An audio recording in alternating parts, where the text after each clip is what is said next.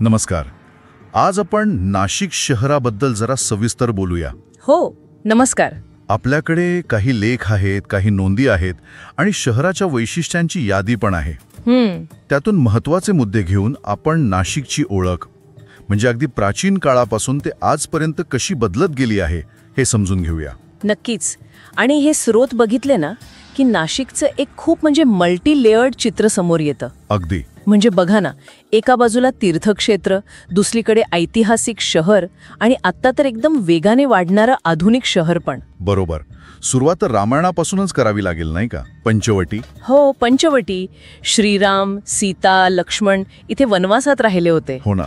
आणि नाशिक हे नाव कसं पडलं याबद्दलची ती शूर्पणखीची गोष्ट, त्याचा उल्लेख आपल्या एका नोंदीत आहे. हो, ती पौराणिक कथा आहे की लक्ष्मणाने तिचं नाक कापलं म्हणून नाशिक.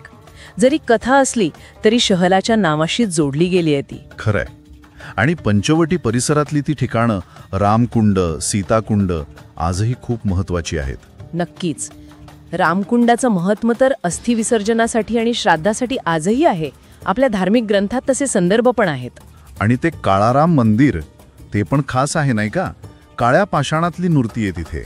हो, वैशिष्ट्यपूर्ण आहे ते. या सगळ्यासोबत गोदावरी नदी, तिला तर दक्षिण गंगा म्हणतात. हो, तिचं महत्त्व पण खूप आहे. धार्मिक दृष्ट्या तर आहेच. आणि जवळच त्र्यंबकेश्वर आहे की नाही, 12 ज्योतिर्लिंगांपैकी एक. आणि गोदावरीचं उगमस्थान पण तिथेच आहे. अगदी. तर ही झाली धार्मिक ओळख, पण नाशिकचा इतिहास पण तितकाच जुना आहे. हो, सातवाहन राजवंशाच्या काळात नाशिक एक मोठं व्यापारी केंद्र होतं असं एका लेखात वाचलंय मी. बरोबर. आणि त्याचा पुरावा म्हणजे पांडव लेणी, त्या डोंगरात कोरलेल्या आहेत ना. हो, त्या 24 बौद्ध गुंफा आहेत म्हणे. साधारण तेवढ्याच आहेत. आणि मला वाटतं एका अभ्यासात असंही म्हटलंय की त्या लेण्या फक्त बौद्ध भिक्षूंसाठीच नव्हत्या. अच्छा. तर त्या काळातले व्यापारी वगैरे पण तिथे थांबायचे विश्रांतीसाठी, किंवा कदाचित मालाची देवाणघेवाण पण व्हायची असेल तिथे. इंटरेस्टिंग आहे. इतकंच नाही, पुराण आणि महाभारतात पण नाशिकचे उल्लेख आहेत. म्हणजे इथे पूर्वीपासून किती वेगवेगळ्या परंपरा एकत्र नांदत होत्या बघा.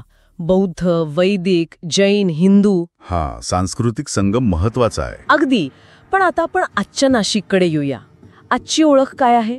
एका लेखात तर मी वाचलं, भारताची वाईन कॅपिटल. हो, ही ओळख तर गेल्या काही दशकात खूपच म्हणजे पक्की झाली आहे. सुला विनयार्ड्स वगैरे. हो, खास करून सुला विनयार्ड्स आणि इतर कंपन्यांनी इथलं हवामान बघून वाईन उद्योगाला खूप चालना दिली. अर्थव्यवस्थेचा महत्वाचा भाग झाला आता तो. नक्कीच. अर्थात दर 12 वर्षांनी भरणारा कुंभमेळा कसा विसरता येईल. हो, तो तर जगातला सगळ्यात मोठा धार्मिक सोहळा मानला जातो. बरोबर. वाईन आणि कुंभमेळा सोडला तर आपल्या यादीत औद्योगिक प्रगतीचा उल्लेख आहे. अंबड आणि सातपूर MIDC ते खूप महत्वाचे आहेत. म्हणजे कितीतरी लोकांना तिथे रोजगार मिळालाय. शिक्षण क्षेत्रात बघितलं तर यशवंतराव चव्हाण महाराष्ट्र मुक्त विद्यापीठ YCMOU त्याचं मुख्यालय इथे आहे. आणि इतरही चांगल्या शिक्षण संस्था आहेत नाशिकमध्ये. आणि शेतीबद्दल काय? कांदा आणि द्राक्ष तर आहेतच. हो, कांदा आणि द्राक्षांसोबतच मसाल्यांचं उत्पादन पण मोठं आहे इथे. आपल्या कृषी नोंदींमध्ये तसा उल्लेख आहे. आणखी एक गोष्ट जी नाशिकबद्दल चांगली ऐकायला मिळते ती म्हणजे तिथलं वातावरण. म्हणजे तुलनेने प्रदूषण कमी आहे असं म्हणतात. हो, तेही खरंय. आणि आजूबाजूला किल्ले आहेत, ट्रेकिंगसाठी लोक जातात. हरिहर, अंजनेरी. हो, ते किल्ले ट्रेकिंग करणाऱ्यांमध्ये खूप फेमस आहेत. निसर्गरम्यता आहे नाशिकच्या आसपास. आणि आता स्मार्ट सिटी योजनेत पण आलंय नाशिक. हो, त्यामुळे शहराचा विकास अजून वेगाने होतोय. पायाभूत सुविधा सुधारण्यावर भर आहे. म्हणजे एकंदरीत बघितलं तर आपल्या स्रोतांमधून नाशिकची जी ओळख दिसतीये ती फक्त तीर्थक्षेत्र किंवा ऐतिहासिक शहर नाहीये. नाही, अजिबात नाही. तर उद्योग, शिक्षण, शेती, पर्यटन आणि आधुनिक जीवनशैली या सगळ्याचं मिश्रण आहे. अगदी बरोबर. आणि हे सगळं बघताना एक विचार येतो मनात. काय? की इतक्या जुन्या धार्मिक आणि सांस्कृतिक परंपरा जपताना नाशिक इतक्या वेगाने आधुनिक पण होतंय.